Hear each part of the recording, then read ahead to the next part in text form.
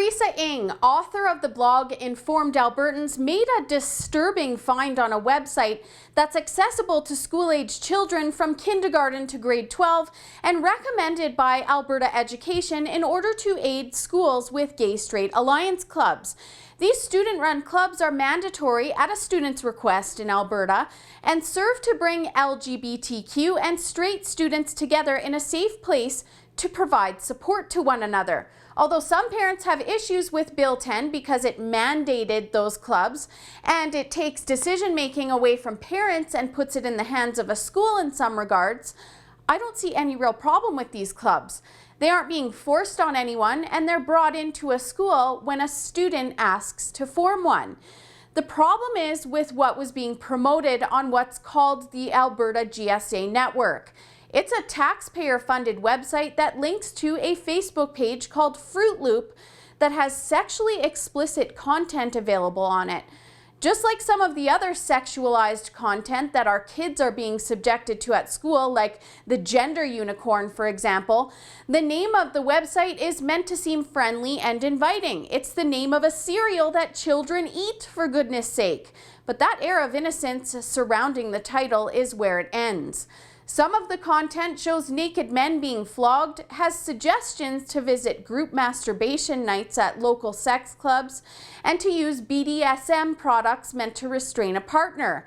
And here, Donna Trimble from Parents for Choice in Education, a group dedicated to giving parents of school-aged kids a voice, explains how the story broke. It was broken by Teresa Ng, an author for Informed Albertans, a concerned parent and a former educator. And what she found when she was looking at the Alberta GSA network was really explicit, sexually graphic adult material. We have government funds, taxpayer dollars, parents' education dollars being paid to an organization like ISMSS to produce this website, and it took a concerned parent to accidentally fall upon this material.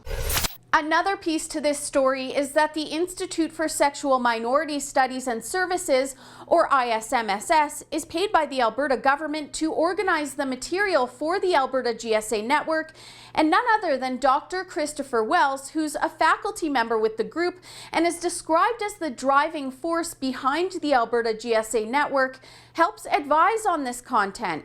He's also an assistant professor at the University of Alberta in the Faculty of Education with a specialization in educational policy studies. You might remember that Wells once posted this cartoon depicting Christians as Nazis. He's been the subject of complaints by Catholic school educators to his employer at the University of Alberta for discriminating against the Catholic religion and for saying that teaching chastity is embarrassing and inappropriate.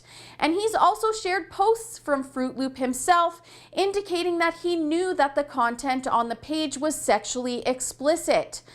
Parents for Choice in Education, that group that I mentioned, has been responding to the presence of the explicit links, and they also aren't free from criticism.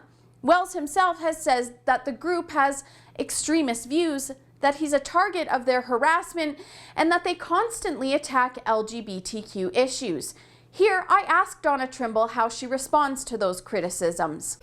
We have never, ever taken a stance against gay-straight alliances or student support clubs in schools. We have only said that parent consent and notification need to be a priority because this is an at-risk, vulnerable group, and that administrators, educators, and parents must be able to work with students to ensure that any club in any school is appropriate, both for the students' needs in that particular school and across the board with regards to the foundations of the schools themselves. That's always been our position. So Dr. Christopher Wells would like to call us anti-LGBTQ, but that is a deflection. And I would ask Dr. Christopher Wells why that is the first statement that he made instead of apologizing to the Alberta public, to families and to children who have had access to this extremely explicit, sexually graphic material since October. And we also talked about claims that kids could find this material on their own, sex is a natural act, that sexually explicit content isn't a big deal, and that there should be no concern surrounding the website. And we're told every single day how to check the caches of our kids' computers, how to put on safety networks and screen what is coming through on their telephones, how to watch for adult content or any sort of access to this material at home. And yet we have an Alberta-funded Alberta GSA network site accessible through school computers that 20 schools have registered with this site already, that had 17, according to what we've seen, now removed from the site, inappropriate community support system. So parents would never have even been able to know that their children were accessing this material. And it's egregious material, as I just explained. I also asked Trimble about what she hopes will be done. Honestly, the public trust is lost for ISMSS, so we're going to ask for several things. One is, we want a guarantee from the Government of Alberta that they will sever ties with ISMSS.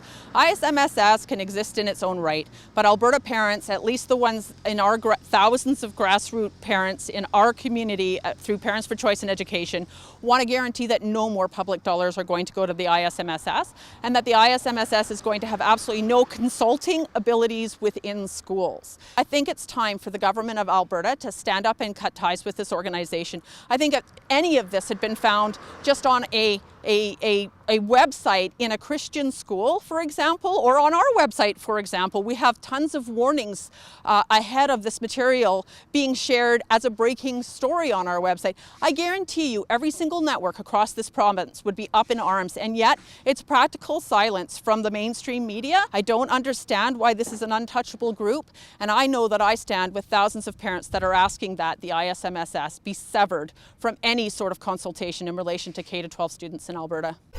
The link has now been taken down from the Alberta GSA network, but that didn't stop Wells from tweeting out this message to Fruit Loop that very same day, almost as if to provoke those that found the link offensive.